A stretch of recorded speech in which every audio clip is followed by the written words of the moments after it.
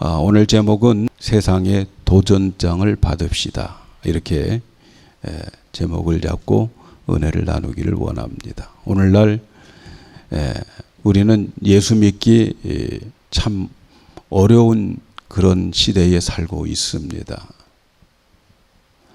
그것은 세상이 하나님의 말씀을 묵살해 버리기 때문에 참 우리가 하나님의 말씀이 진리라고 주장하면서 살기가 참 어려운 시대예요. 그래서 하나님의 말씀을 우리는 절대적 진리라고 믿고 살아갑니다. 그리고 반드시 이 세상은 하나님의 말씀대로 되어집니다.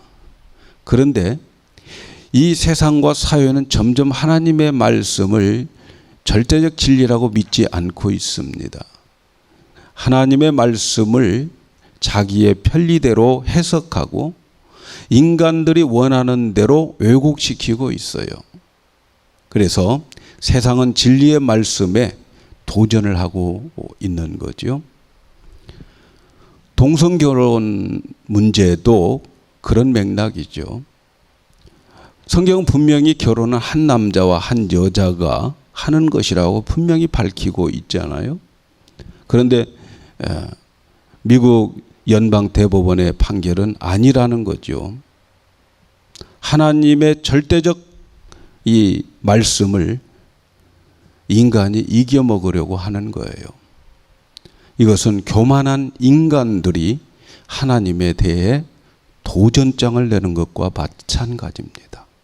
결국 교만한 인간은 하나님의 심판을 받게 될 것입니다.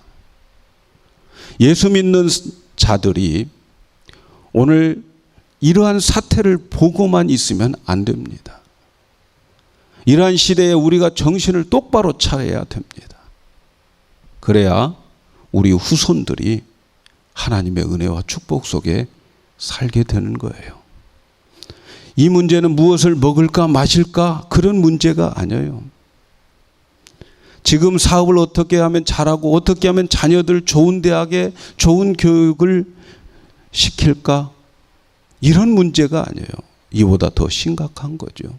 여러분, 아무리 좋은 사업체를 가지고 아무리 잘 배웠고 잘 시설이 되어 있다 하더라도 하나님의 심판이 내려져서 쓰나미 같은 재앙이나 전쟁이 터져버리면 여러분 모든 것은 쓸모없게 되는 거지요.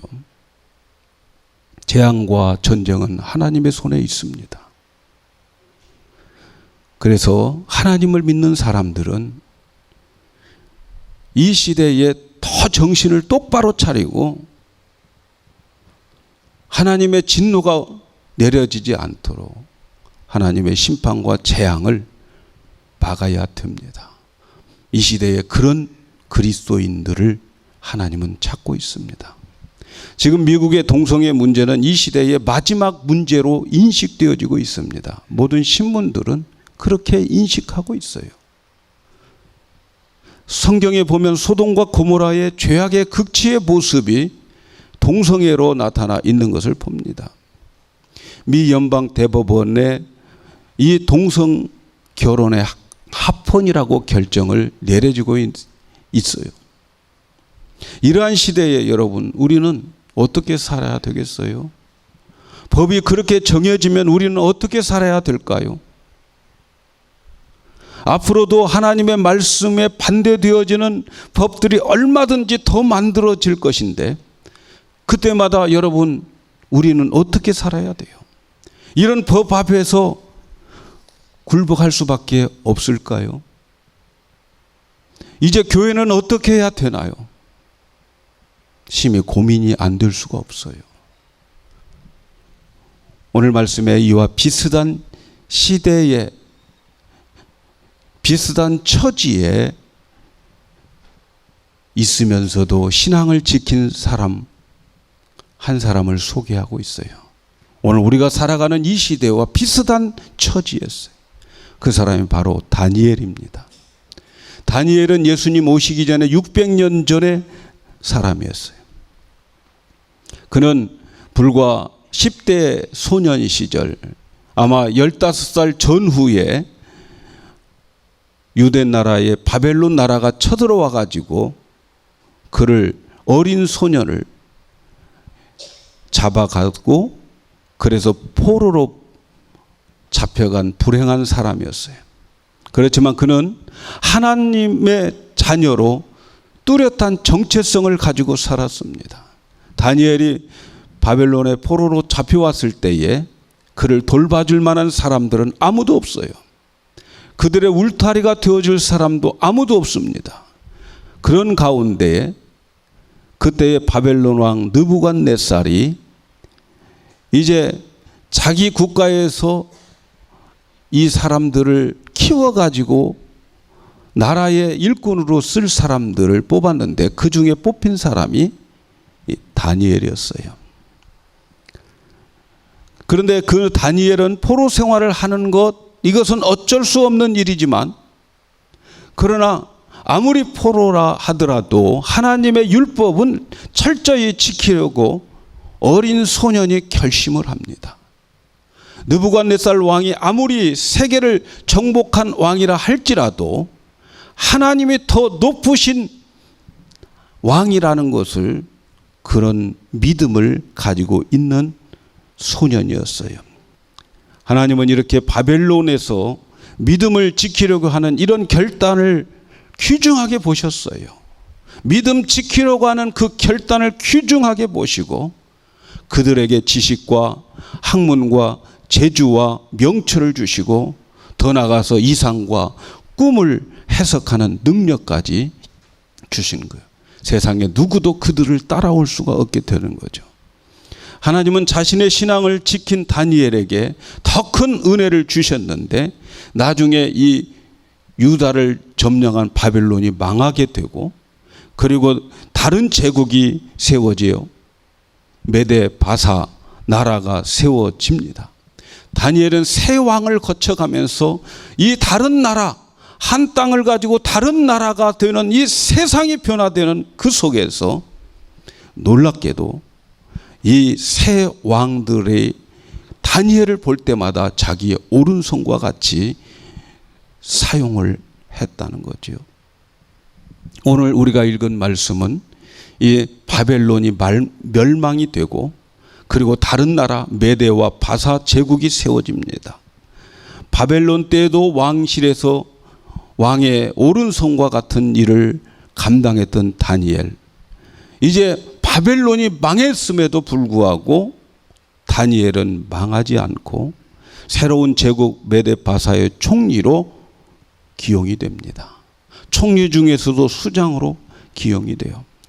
근데 총리가 3명 있었어요. 그 중에 이 다니엘은 왕의 은총을, 왕의 신뢰를 받은 그런 왕이었어요. 인간의 생각으로는 나라가 바뀌고 왕들이 바뀌면서 이 새 왕이 지나갈 때에 이렇게 건장하게 남아있고 이렇게 될 수 있는 것은 정말 불가사의한 일이에요. 이건 하나님이 도와주시고 하나님이 축복해 주시지 않으면 이러한 은혜를 받지 못해요. 그 다리오 왕이 세운 이 3명의 총리 중에 다니엘이 뛰어났습니다.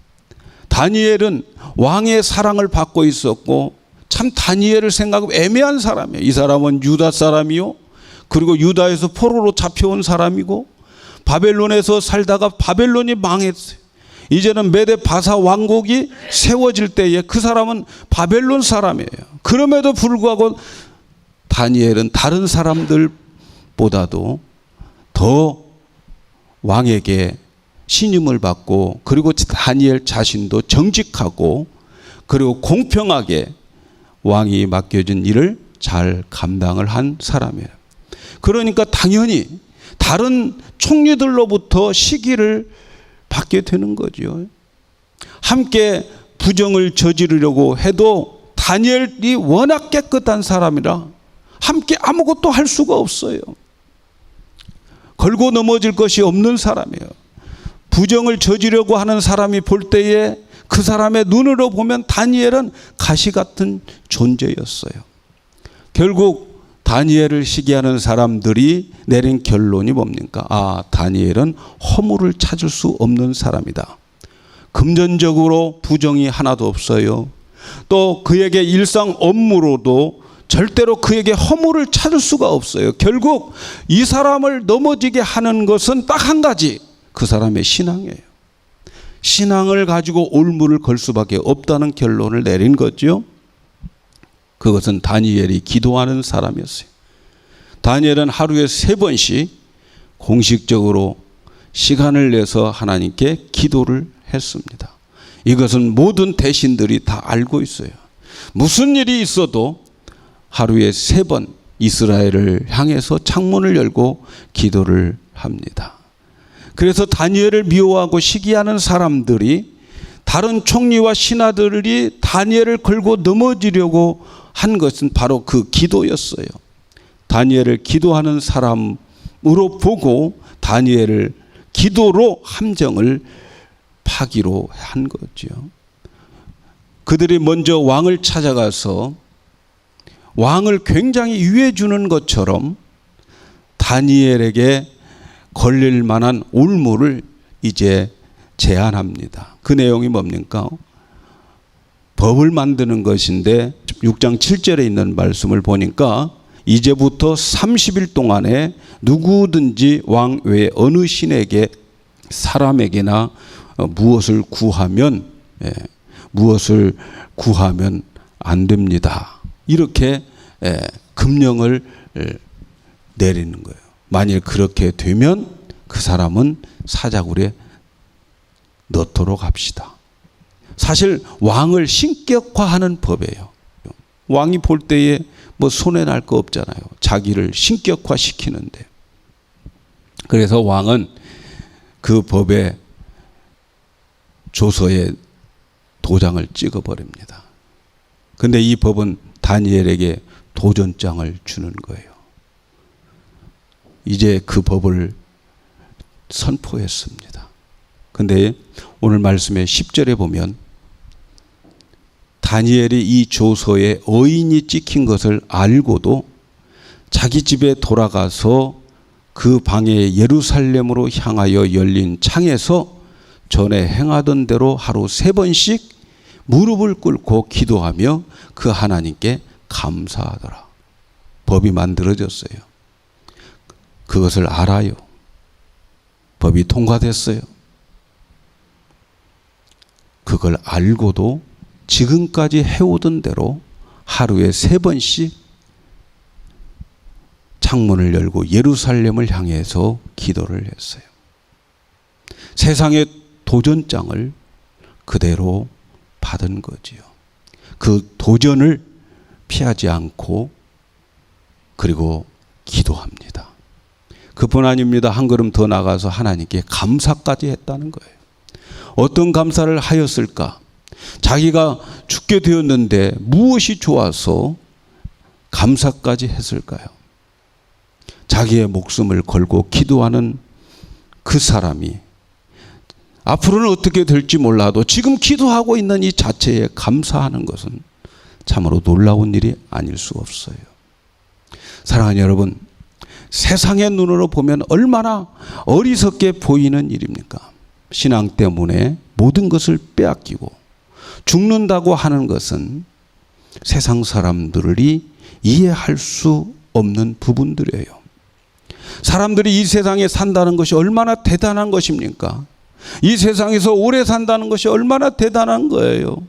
모든 사람들이 그렇게 열심히 공부하고 열심히 돈 벌려고 몸부림치는 그 모든 것은 이 세상에서 조금이라도 더 행복하게 살려고 하는 거 아닙니까?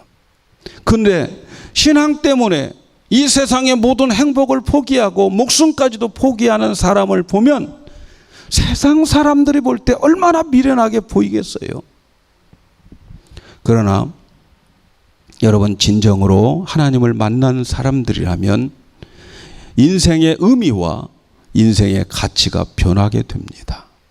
이 세상보다는 천국이 더 중요해요. 이 세상보다는 천국이 더 귀중한 거예요.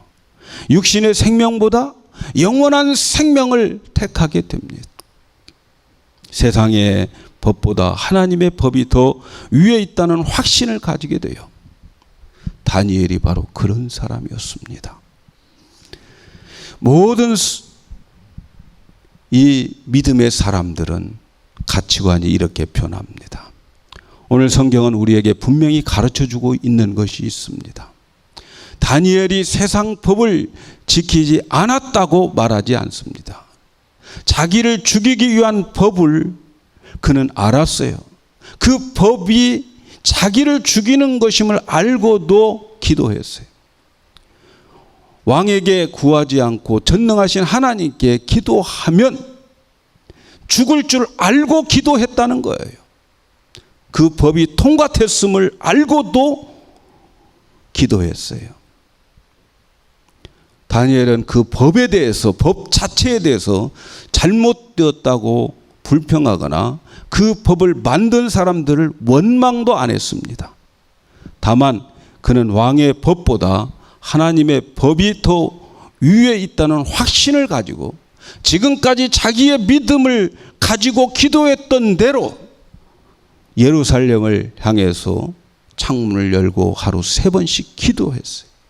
그리고 그 칙령에 따라서 믿음을 지키고 그 칙령에 따라서 그는 사자굴에 들어갑니다. 다리오의 칙령이 잘못된 법이지만 다니엘은 신앙을 선택하고 목숨을 내놓기로 하고 그 법을 지킨 거예요. 다른 사람들은 기도 안 함으로 인해서 법도 어기지 않고 그들은 살았어요. 그러나 다니엘은 하나님께 기도하고 그 법대로 사자굴에 들어가게 되는 거예요. 그 기도하지 않고 살아가는 사람들도 법을 지키는 자지만 여러분, 기도하고 그 법에 벌을 주는 그 사자굴에 들어가는 것도 법을 지키는 거예요. 맞습니까, 여러분? 기도하고 사자굴 속에 안 들어가려고 하는 것이 법을 어기는 거지. 기도하고 내 믿음 지키고 그리고 나 사자굴에 들어가서 죽겠다? 법 지키는 거예요. 사랑하는 여러분, 저는 오늘 이 말씀에서 예수를 믿는 사람들의 행동 방침을 여기에서 정해야 한다고 믿습니다. 오늘날 미국 연방 대법원의 판결이 큰 하나님에 대한 도전장을 내고 있습니다. 교회와 성도들에게 도전장을 내고 있어요. 지금 미 연방 대법원이 합법으로 판결한 동성연애와 동성결혼은 하나님의 법에 위배되고 있는 거예요. 그렇다면 우리 성도들과 교회들이 어떻게 해야 할 것인가? 여러분, 답이 나옵니다. 만일 교회가 그 법을 어기면 불이익을 당하게 됩니다.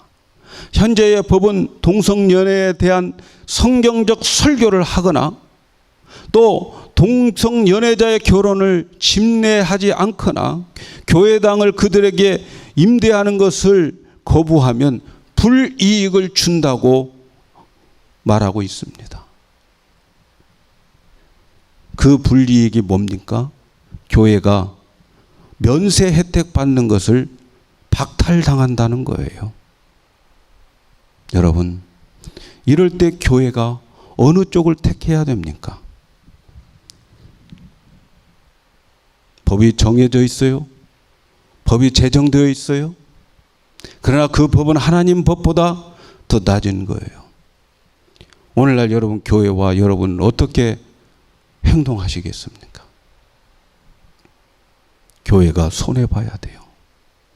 교회가 손해보는 쪽을 택해야 됩니다. 사랑하는 성도 여러분, 교회들이요, 세금 내고 하나님의 법을 지켜야하는 거예요. 세금 내고 하나님 법 지켜야 되는 거 아닙니까? 교회가 세금 혜택 못 받는다고 이 법을 무서워해서 교회 닫겠습니까? 다니엘은 목숨까지 내놓고 사자굴에 들어가면서까지 지금까지 자기가 믿어왔던 하나님, 기도했던 하나님께 기도했는데 그까지 세금 혜택 못 받고 하나님의 법은 당연히 지켜져야 되는 거 아니냐는 거예요. 하나님의 법을 지키고 세금 내고 하나님의 법을 지키고 세상에서 손해보고 하나님의 법을 지키고 세상에서 고난과 핍박을 받는 것이 우리 교회의 당연한 태도입니다. 세상의 도전장을 받아들여야 되지 않겠습니까? 연방대법원 판결 앞에 도전을 받아야 됩니다. 그 도전 받아들여야 됩니다. 만일 이 도전을 받지 못하면 우리가 지금까지 믿었던 성경에서 그 하나님의 모든 말씀들이 절대적인 진리가 아닌 것으로 보여지고 우리의 믿음은 거짓 믿음입니다. 사랑하는 여러분, 우리는 연방대법원의 판결이 하나님의 법대로 이루어지기를 위해서 기도했음에도 불구하고 합법으로 판결이 나왔습니다. 여러분 여기에 어떻게 생각합니까? 이것은 하나님이 허락하여 내려진 판결이라고 봅니다. 하나님 허락 없이 되어진 건 이 세상에는 아무것도 없어요. 이렇게 하나님이 허락하신 것은 그 이유는 우리는 이 도전을 받고 끝까지 믿음을 지켜내야 되는 자라고 하는 것을 하나님은 테스트하고 싶으신 거예요. 이것이 말세의 진실한 믿음을 가진 자를 골라내기 위한 말세에 추수하는 하나님의 방법입니다. 인자가 올 때에 믿음을 보겠느냐 하신 말씀을 기억하셔야 돼요. 끝까지 하나님을 의지하고 믿음을 지키는 자로 도전장을 받고 승리하며 살아가는 것이 오늘 기독교인들의 이 시대적 사명입니다. 오늘 교회가 감당해야 할 사명입니다. 다니엘은 신앙을 지켰어요. 지금 30일 동안만 기도하지 말자는 거예요. 30일 후 지나서는 괜찮아. 30일만 기도하지 말자는 겁니다. 여러분 이때 다니엘이 얼마나 갈등했겠습니까? 그래 지금까지 기도했는데 앞으로 30일만 기도를 쉬자. 아이고 그냥 모르게 기도하면 되지. 속으로 묵상 기도해도 되지. 그러나 다니엘은 기도에 쉬고 참자고 하는 그런 유혹들을 다 물리칩니다. 기도는 숨 쉬는 것과 같은 것이기 때문에 기도에 쉬지 않아요. 그는 육신의 생명을 건지려고 하나님의 생명을 부인하지 않아요. 하나님의 생명을 그는 고수합니다. 오늘날 우리가 예수 믿으면서 세상의 도전장을 받지 않으려고 하면 무엇인가 여러분 우리의 믿음이 잘못되어 있습니다. 그 이유가 뭡니까? 왜 우리가 도전장을 안 받으려고 합니까? 핍박이 있기 때문에 손해보기이기 때문에. 그러나 여러분 우리가 예수를 따르고 정말 경건하게 살고자 하면 성경은 이렇게 말합니다. 무릇 그리스도 예수 안에서 경건하게 살고자 하는 자는 핍박을 받으리라. 예수 안에서 경건하게 살려고 하는 자들에게는 핍박이 반드시 있다는 거죠. 신앙은 도전을 받기 마련입니다. 믿음대로 살려고 할수록 세상으로부터 도전을 많이 받게 되는 거예요. 하나님의 법대로 살려고 하는 사람일수록 도전을 많이 받아요. 미움도 받아요. 생명의 위협도 받을 수 있어요. 우리는 하나님이 허락하여 일어난 모든 것에 도전을 받고 있습니다. 다니엘 세상의 도전을 받고 있습니다. 그리고 그 도전 땅을 받아들입니다. 목숨 내놓고 예전에 자기 신앙대로 기도했어요. 그를 지켜보던 다른 신하들이 기뻐했어요. 그렇게 미워했던 다니엘 드디어 함정에 걸려들었다. 기뻐했습니다. 다니엘은 굶주린 그 사자굴에 던져졌어요. 신하들은 신이 났습니다. 이제 다니엘은 끝났다고 생각했어요. 그러나 그날 밤 다리오 왕은 잠을 자지 못합니다. 왕은 자기는 믿지 않지만 다니엘이 믿는 하나님이 혹시 살아계신다면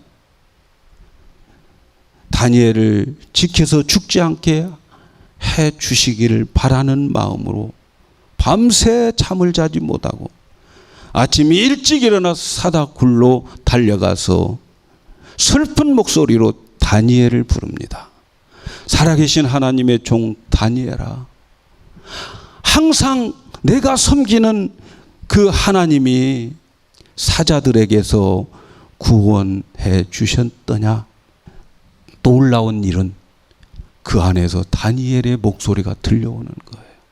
사자굴 속에서 다니엘의 목소리가 들려와요. 다리오 이 왕이 얼마나 다니엘의 목소리를 듣고 기뻤는지 몰라요. 그래서 다니엘을 사자굴에서 얼른 올려 끌어냈습니다. 그리고 그를 헐뜯은 신하들 다 데려오게 하고 그를 시기했던 신하들 다 데려오게 해서 그들의 자식과 아내와 온 가족을 한꺼번에 그 사자굴 속에 집어 던지게 했어요. 다니엘은 거기에서 하나님을 보여준 거예요. 사랑하는 여러분, 때때로 하나님께서 세상의 도전장을 우리에게 허락하실 때가 있어요. 그 목적은 믿음의 사람들을 통해서 살아계신 하나님을 나타내기 위함입니다.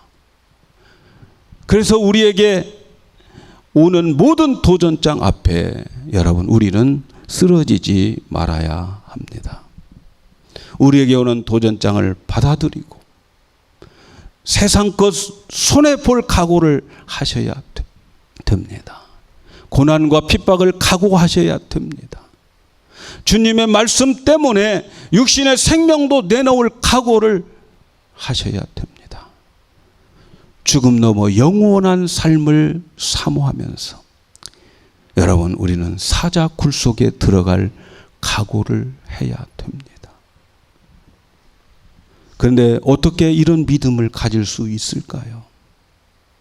다니엘이 바벨론 왕을 이길 수 있는 비결이 어디에 있을까요? 그를 꺾으려고 하는 온갖 이 정치꾼들, 그 정치 속에서 건재할 수 있는 비결이 어디에 있을까?